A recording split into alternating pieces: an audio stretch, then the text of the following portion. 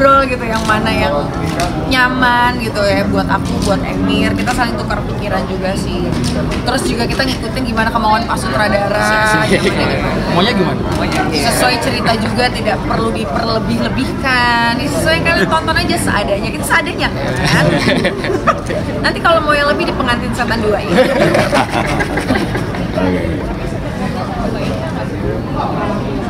Belum. Kita ketemu itu setelah semuanya udah selesai.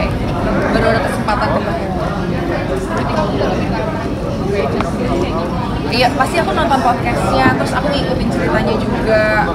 Ya lebih banyak di podcastnya Mbak Ica itu kan ada banyak banget kan. Jadi itu aku resepin sih, maksudnya kalian yang emang pengen dalemin nonton di podcastnya, dengerin podcastnya dulu, baru nonton ini lebih seru deh. Kayak kalian baca novel, abis itu nonton cerita novel, seperti itu rasanya.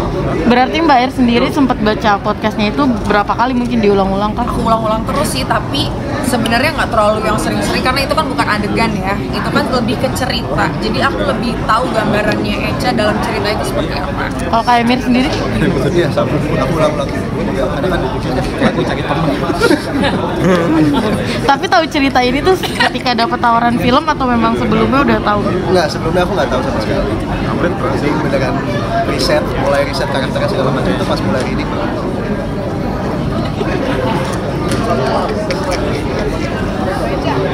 Kok masih malu-malu gitu sih, Mek? Emang, Bisa tiba-tiba tinggi banget dia bisa.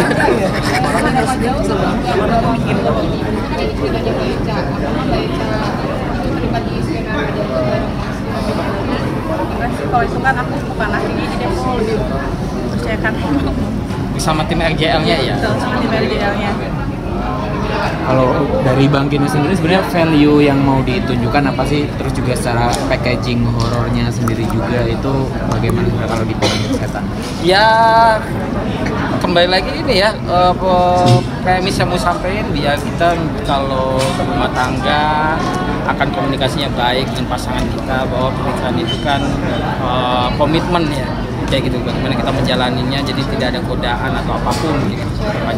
Nah kalau packagingnya juga apa yang saya bilang, ini baru horor pertama yang saya rasa ini lebih ke psikologik kayak gitu. Seperti tadi Erika bilang, saat syuting dia merasa psikis, itu berarti sebenarnya treatment yang saya sampaikan untuk biar penonton merasakan psikologi dari karakter Echa itu akan sampai kayak gitu, bahwa yang aku tangkapkan dari Mbak Echa ini adalah kengerian ya dari mana tadi dia senang tapi ternyata lebih ada impact gitu ya. Nah kengerian ini yang kita harus sampaikan ke penonton kayak gitu, bahwa satu jadi di dalam rumah tangga kita juga harus lebih hati-hati gitu. Jadi mungkin ini film jadi cerminan kita, penonton juga, bahwa setelah nonton bukan hanya hiburan ya gitu, bukan hanya hiburan horornya iya, tapi setelah pulang mungkin jadi bisa diskusi kayak gitu, bisa jadi obrolan lagi di luar bioskop. Itu sih yang Kayak Rika sendiri setelah memerankan karakter di sini, mungkin impact yang dirasa apa sih? Itu aku ada istirahatnya sih ya, tapi kalau ke fisik enggak, cuman emang nggak perlu makan waktu lama sih sebenarnya untuk berubah balik lagi ke mental aku, karena di lokasinya sendiri pun saat itu udah cut banyak banget yang ngebantuin ya, kayak Bang Kinoy juga kebanyakan kan bercanda dan lain-lain, itu untuk bikin aku nol lagi, jadi nggak terlalu masuk banget ke karakter. Cuman memang ada beberapa adegan yang tadi aku ceritain, yang kayak bagian di kamar mandi itu yang lumayan nih gitu deh, ngebayanginnya kayak nggak bisa aja gitu. Tapi sempet pernah ada hal-hal aneh gitu masih Kak setelah main peran ini? Kalau Emir banyak banget tuh hal aneh, aku nggak ada sih. Bisa Yang itu loh yang tangan hitam. Oh iya betul. bisa diceritain? Kenapa? Bisa diceritain gimana? Oh iya, jadi basically pas syuting waktu itu sempat lagi sini tiba-tiba dia jogetan. Enggak dong, ada musik. Tiba-tiba ada musik, setengah kru dengar, setengah kru nggak dengar. Itu sih dangdut kenceng banget.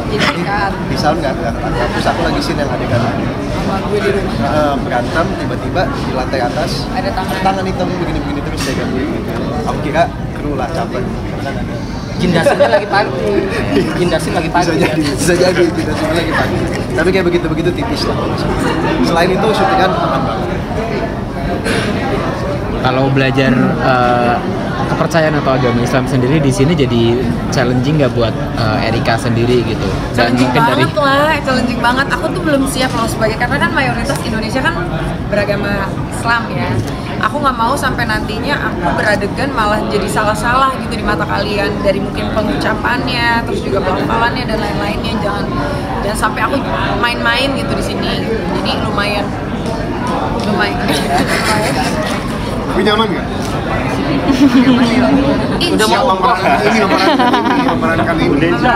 memerankan ini apa? Berarti untuk pelafalannya sendiri diulang-ulang terus sampai sebelum syuting dari reading gitu? Enggak terus menerus sih, tapi beberapa kali ada.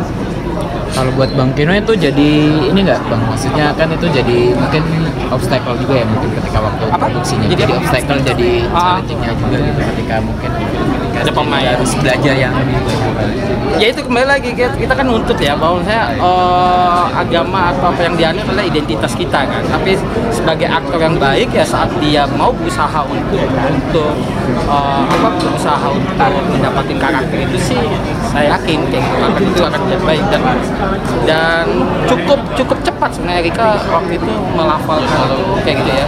Sempat saya tanya juga waktu pas reading dia hafal Al-Fatihah juga kayak gitu kan.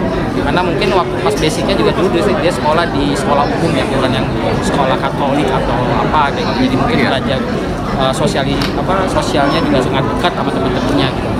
Jadi kalau saya rasa sih pencapaian Erika ya untuk ke arah situ.